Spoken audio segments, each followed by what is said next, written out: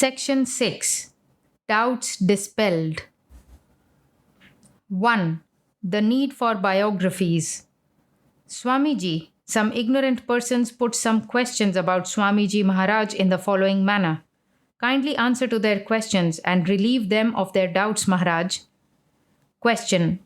Why are you fond of publicity? You talk of selfless service so much, and yet we find you are working for name and fame.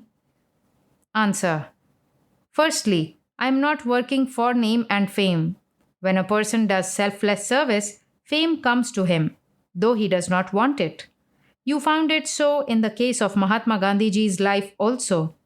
Only selfless persons know how to utilize even that fame for doing more selfless service to a greater number of persons. Secondly, it is through publicity I come into contact with more and more seekers after truth. It is the publicity that enables more and more people to offer me opportunities to serve them. When people glorify me, they glorify only sannyasa. They glorify a divine life of sadhana. And if by bringing this to the notice of others, they too can be inspired to lead the divine life, practice sadhana for attaining self realization, I do not neglect it. As you know, lives of great men remind you that you can make your life sublime. Thirdly, the man who runs after name and fame would not do menial service, would not mix freely with everybody, would not cut jokes and make people laugh in his presence. He would keep himself far above the common run of mankind, compel the awe and reverence of the people, and by artificially dwelling on high philosophical themes alone during his conversations, would endeavor to impress on those who meet him that he is far above all of them. I like to mix with all and to make everybody feel I am one with all. I take intense delight in doing every kind of service to everybody. I am full of educative humor. Even a young boy can cut jokes with me. Please come here and spend some time in the ashram. You will change your opinion. 2. The secret behind Pada Puja. Question. Swamiji, why do you allow your feet to be worshipped and regular puja offered to your feet? Answer. The materialistic modern mind needs a good flushing before understanding this. To the spiritual aspirant, the Guru's feet are not merely feet, but they are the channels of divine grace. From times immemorial, the Indian seeker after truth has known that his receptive center, which is head, should come into contact with the preceptor's transmitting center, the feet, in order to get infused with spiritual power, wisdom, and light. This is one of the axioms of electricity, that the positive and negative poles should come into contact in order to complete the circuit. Pada Puja develops the spirit of self-surrender in the aspirant. The flower symbolizing the heart, the fruits symbolizing the fruits of all actions, coins representing all wealth, and camphor symbolizing the very soul of the aspirant, which gets totally absorbed in the enlightened self of the Guru, are first offered in worship, and finally the aspirant prostrates at the feet, signifying that everything without the least reservation is surrendered to the feet of the Sat Guru. Pada Puja creates and strengthens the aspirant's faith and devotion and divine qualities like humility. Bharata worshipped the divine feet of Lord Rama and took his sandals, which he enthroned as Rama's representatives. He regarded himself as the viceroy of the sandals. It is such humility, faith, and devotion that will make you divine. Here I do not compel people to come and worship my feet. If they of their own accord insist on doing so out of their Guru Bhakti towards me, I cannot refuse. If I refuse, I will not only be displeasing them who are anxious to prove their self-surrender and respect to me, but I will be failing in my duties too. Do you think I feel happy or elevated when they do so? I have to sit patiently bearing all that process. Surely it is not out of pleasure. I agree to sit patiently. 3. The overcoat problem. Question.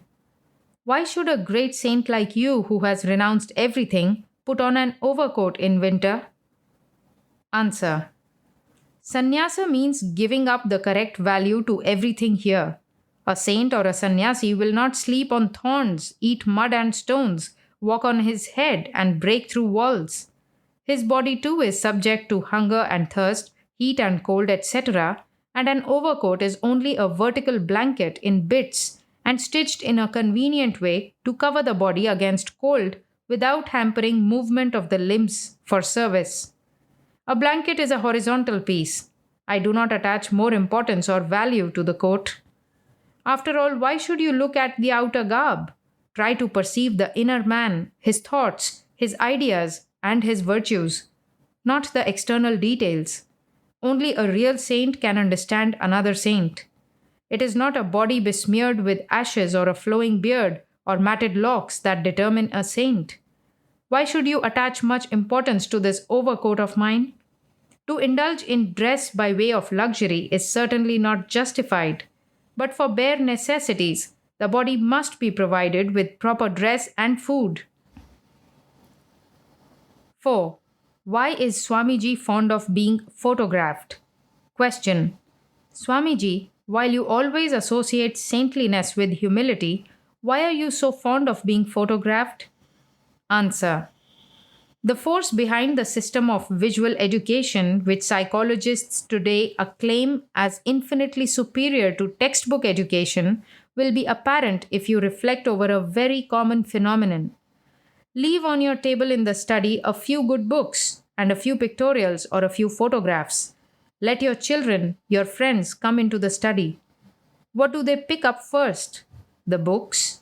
No, the photographs first and then the pictorials. It is not entirely without reason that the old women in South India prevented their grandchildren being photographed, saying, "Your lustre will be taken away by the photograph. It is true that your lustre is transferred to the photograph." To your friends and relatives, to your near and dear ones, your photograph is alive, aglow with your lustre.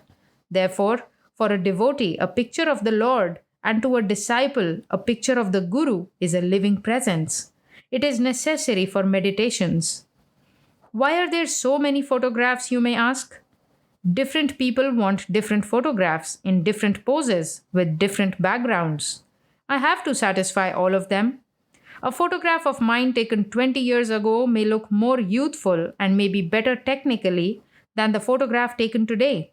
But the aspirant who has seen me for the first time today insists he should have a photograph of me as I am today and does not accept another taken 20 years ago, however nice it is. And then people want to be photographed with me.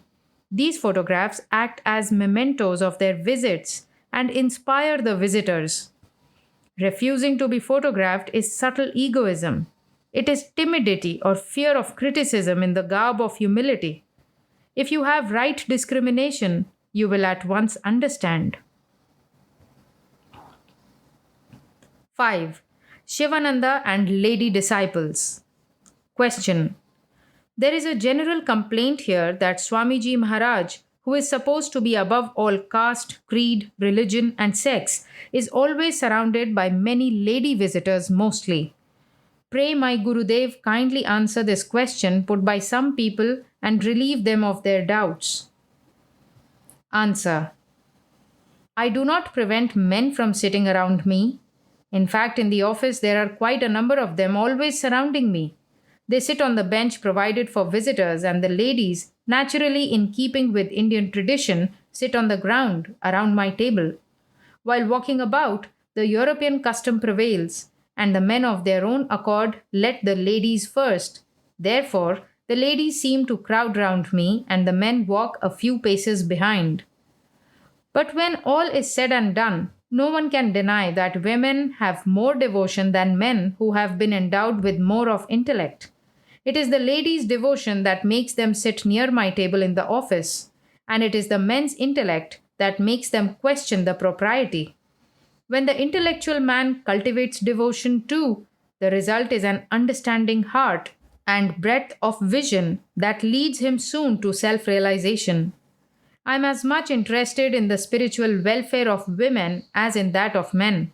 Perhaps I take a little more interest in guiding women on the path of sadhana. There are three reasons for this. Firstly, you know the wise saying, the hand that rocks the cradle rules the world. Woman is the maker of man. If she is spiritual, then there is no doubt that the whole mankind would be pious and peaceful. Secondly, while men all over the world are busy running after the shadow, trying to acquire wealth and the useless objects of this world, it is the women who have preserved dharma as best as they can. They need all the spiritual strength and encouragement we can provide them. Thirdly, as you're the men's better half, I know that if she is spiritually inclined, she will not leave you behind, but will take you with her along the spiritual path. She is man's Sahadharmini, and even if, in the busy work a day world, man forgets his role for a while, woman will not and be patiently working for his welfare and convert him to the life divine. 6. Music as yoga, not music versus yoga. Question. In an ashram where you have gathered together young spiritual aspirants promising to guide them in their rapid march to the goal of life, which is self realization, why do you encourage dance, drama, and music? Answer. The question betrays an ignorance of the fundamental principles of music and dance. They are divine. I should request you to remember that Lord Krishna, with his inseparable flute, and Mother Saraswati, with her veena, remind you that music is divine. Lord Nataraja reminds you that dance had its origin in him. The wickedness of man would misuse anything. Because pickpockets are found in abundance in a temple on a festival day, should we deny ourselves the blessing of his darshan? It is a pity that these two divine arts, music and dance, have been brought down to the level of sensuous entertainment. It is the sacred duty of every lover of God and the fine arts to raise them to their original standards of purity and divinity. Music is Nada Yoga. It at once enables you to attain union with Nada Brahman, the sacred Pranava. Nritya or dance enables you to enter into Bhava Samadhi. Drama is a very powerful instrument for the dissemination of spiritual knowledge. What you cannot teach through hundreds of books and hours of lecture, you can bring home to the audience easily and effectively through a single play. Drama is an art form that touches the heart.